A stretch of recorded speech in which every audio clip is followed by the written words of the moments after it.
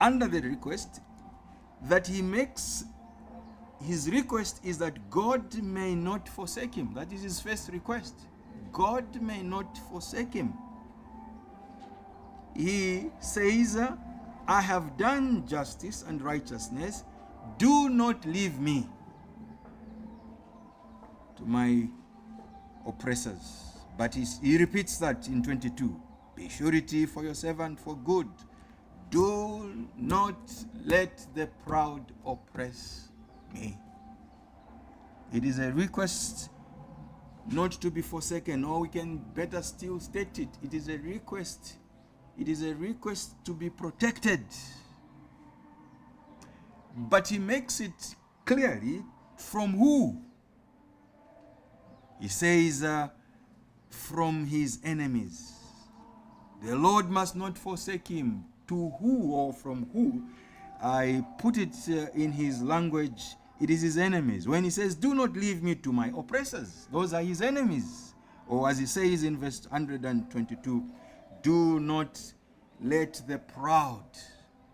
Now, this is not the first time he's calling the ungodly and the wicked, those that do not love believers and Christians. This is not the first time he's calling them the proud, because that's who unbelievers are.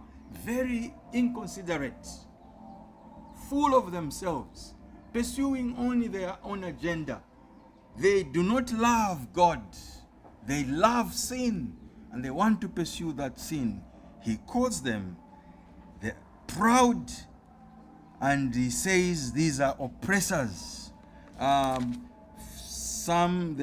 same chapter, if you turn to 51, he has said it previously. He says, the proud have me in great delusion, yet I do not turn aside from the law.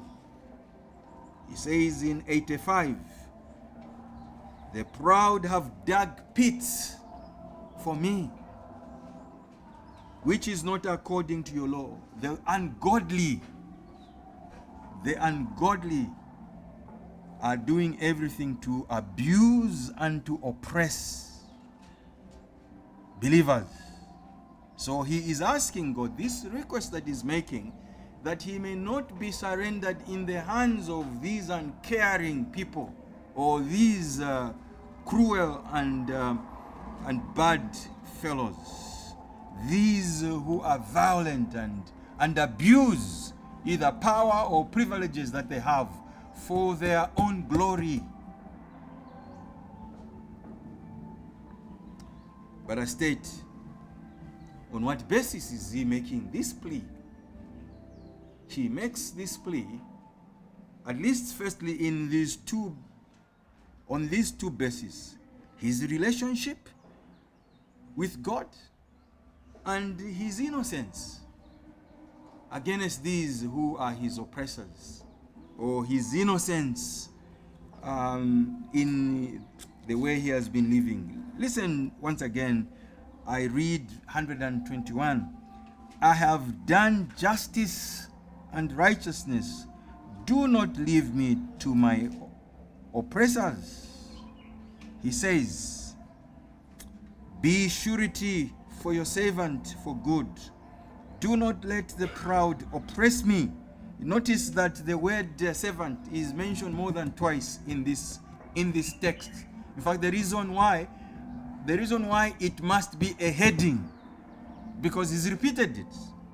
Verse 21, deal with your servant according to your mercy, and teach me your statutes. Verse 125, I am your servant, he says, give me understanding.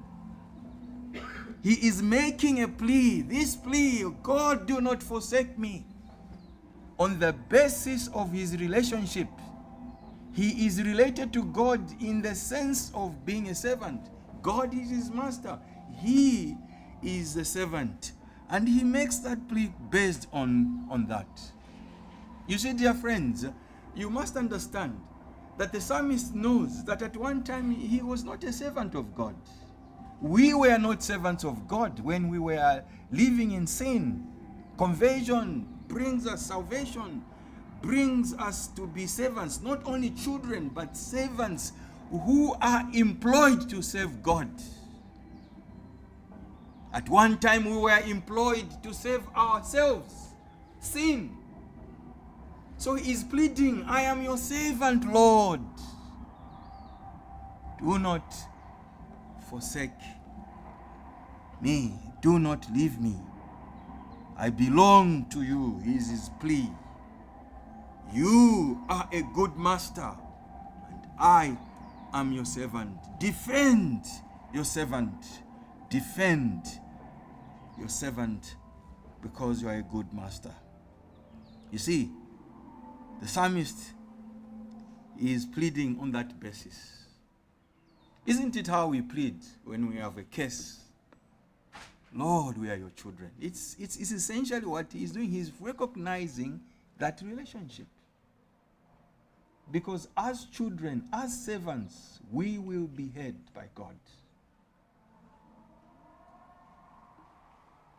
So you just can't come from nowhere and start to request. And the person will say, but who are you?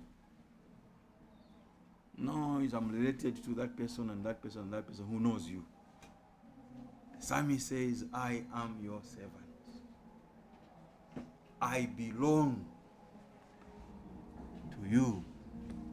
But secondly, he makes a request or an appeal on the basis of his innocence. Remember, he is afflicted. Whatever affliction surrounds this man, whatever the opposition is doing to him, the oppressors are doing to him, he says, I'm innocent, Lord. Though I'm suffering, I'm innocent. So for that very reason, don't forsake me, Lord. That's what you hear in 121. I have done justice. That's a plea. That's a basis of that plea. I have done justice, Lord. I have not been unfair. I have not dealt evilly or badly with these men around me. I have done justice and righteousness. That's what the psalmist says. I'm innocent, Lord. Against these enemies, as your servant, I've lived upright life. I've not been devious. I have not done deals that are shoddy to disadvantage anyone. Why then am I being oppressed? And then he says the best, that the Lord may not leave him. Lord, I'm innocent.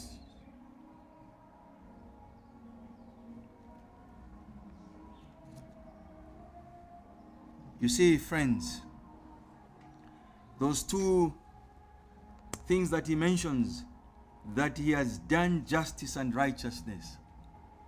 He has been like his master. I have reflected you, Lord, as my master, because these are attributes of God.